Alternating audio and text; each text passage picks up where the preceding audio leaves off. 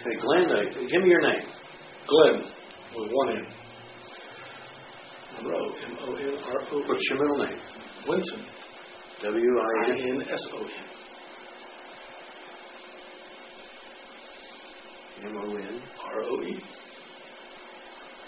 When is your date of birth? 11/27/53.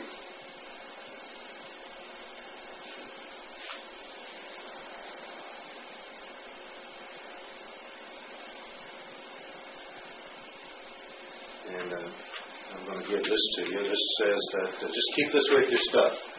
And this tells all your descendants that you're on tape 10. Okay. If they ever want to see you, they can go down to Portsmouth Public Library and take a look at it. Yeah. Okay. Sounds like a good idea. All right. Glenn, you told me your name, Glen Monroe, and your date of birth. Where were you born? Charleston, West Virginia. And what is your present address? 830 Lower Twin Creek, Blue Creek, Ohio, 45616. Okay. And what is your occupation? I'm a customer service rep for the Ohio Bureau of Employment Service. Okay.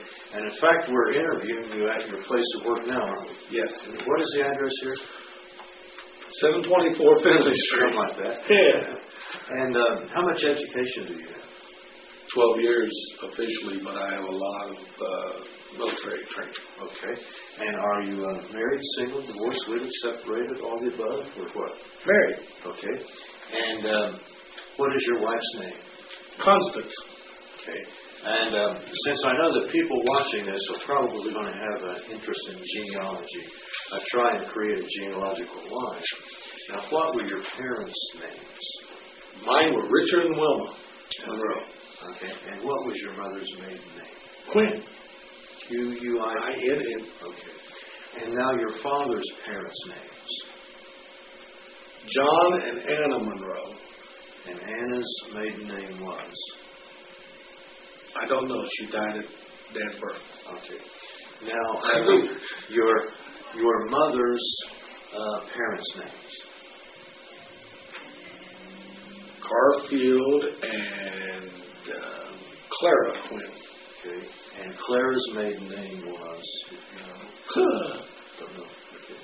I think it's Withrow. Okay. Now, do you have any children?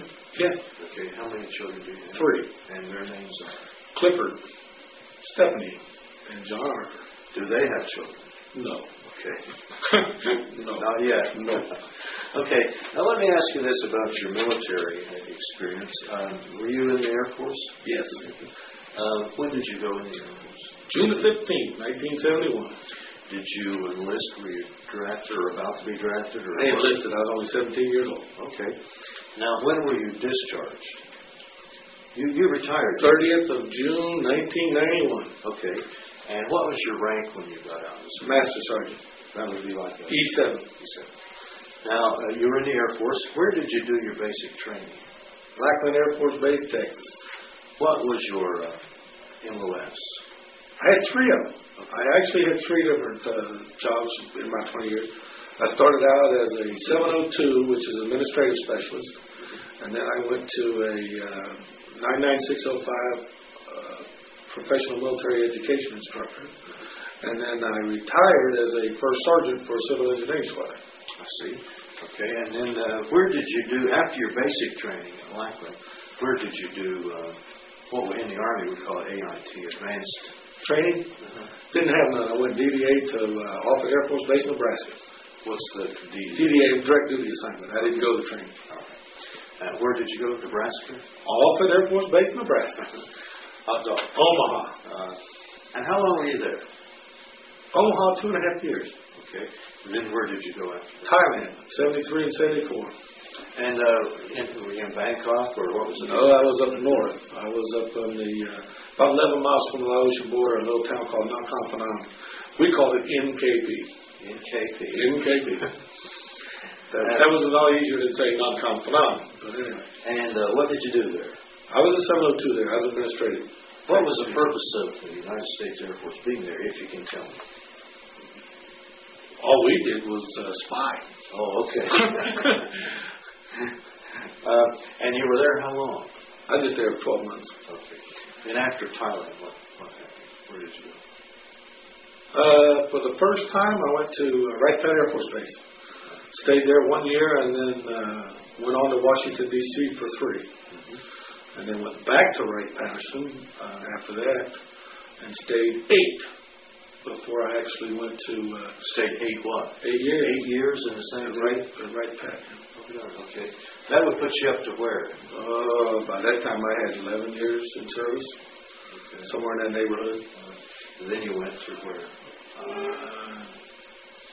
Well, actually, it was put me all the way up to right at about 15 years, because I went to, when I started my 15th year, I went to RAF Bentwaters Woodbridge in the United Kingdom and England for 3 years. Royal Air Force. England is where you went to England for 3 years. Okay. How'd you like that? I loved it. Loved England? Loved it. Okay. And then, so unfortunately, the kids were babies at the times, and we didn't get to do a lot of traveling, but it was still great. Okay. And after England, where did you go? My last 2 years, Scott Air Force Base, Illinois. Okay. Is that where you retired out? That's where I retired from. Of all these duty stations that you were at, which did you like the best? I enjoyed my time in England, my 3 years. I was an instructor. I had my own school, and I had one instructor working for me. There was only 2 of us, so I had a lot of autonomy for my 3 years I was there. What kind of instruction did you do? I taught leadership, management, and communication skills. Okay. Now, you were overseas in Thailand and England. Any place else that you go overseas? I went TDY a lot of places. Okay. Temporary duty assignment. Traveled all over the world when I was at Wright Pat with the Air Force Logistics Command. Been to Australia, Philippines, Greece, Turkey. Wow. I've been all over. I did have one little short, what we call a short tour. I spent 6 months in the Egyptian desert. Oh, gosh. In an underground bunker with 7 other guys. It was a lot of fun. What was the purpose of that? Rapid deployment. All we did was just keep the place open in case, that's all. Okay. Nobody ever used us. We were there. Do you have any decorations? You have the usual ribbons overseas. I have, let's see. I have overseas ribbon, National Defense ribbon, Air Force Combination Medal with 3 Oak Leaf clusters, and the Meritorious Service Medal with 2 Oak Leaf clusters. Were you ever close or involved in combat any or anything? No. I went to Thailand in 73, 74 there at the end of the Vietnam War, and but I never really got involved with any skirmishes. Did you have to keep your own perimeter there? We were inside of a fence, but it was really, we had blackouts every once in a while, but other than that, we weren't involved in anything. Okay. Now, what of all your time in, you were 20 years in the service. 20 years. What was the best thing that ever happened to you? That's a good one. England. You have a question, man. England? Well, that wasn't my assignment, but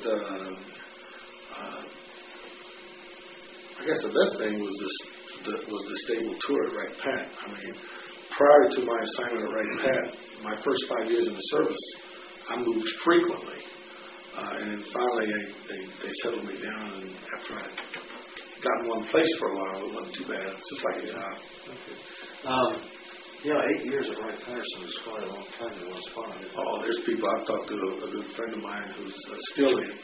He just went over, I think he's about 20 and a half years in now. And we were over in England together. We were in England together, and he went back to Dover in Delaware, and he's still there. And that's, 10 years? Oh. He's still there. Well, what's the worst thing that ever happened to you? Worst thing that ever happened to me? I can't say that there was anything. I enjoyed all 20 years of it. I'd do it again in a heartbeat. Would you really? In a heartbeat. Wouldn't even question it. It's something you would recommend to young people? In a heartbeat. Okay. Well, a lot of young people have the misconception of the military. They think there's a lot of rules and regulations. And there are. But I'm sorry, there's rules and regulations no matter where you go. They might be a little more stricter in the military, but really, it's an opportunity of a lifetime. Well, is there anything that might sum it up then? Is there anything that you'd like to say to the people watching this 100 years from now? I'm kind of biased. Yes. I think that all young people, I still think they should automatically go in at least 2 years right out of high school and get some maturity before they ever go into college. A lot of young people go right straight to college out of high school. They're not ready for it, and they think college is a joke, and they don't learn anything. Let them go out in the world, get some experience under their belt, find out, and let them mature a little bit, and then it's been proven that their grades will be better if they come out and then go to college. Okay. I think everybody ought to go. Women, girls, boys, it doesn't matter. Old men. Yeah. Do you keep in touch with your friends that you met? There were so many. I do keep in touch with a lot of them.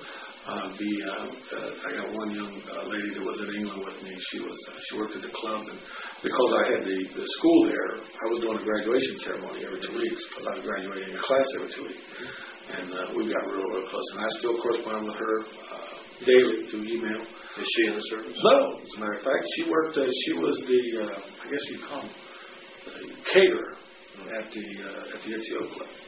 She booked all my parties and all the graduation ceremonies. Still keep in touch with her and Rick.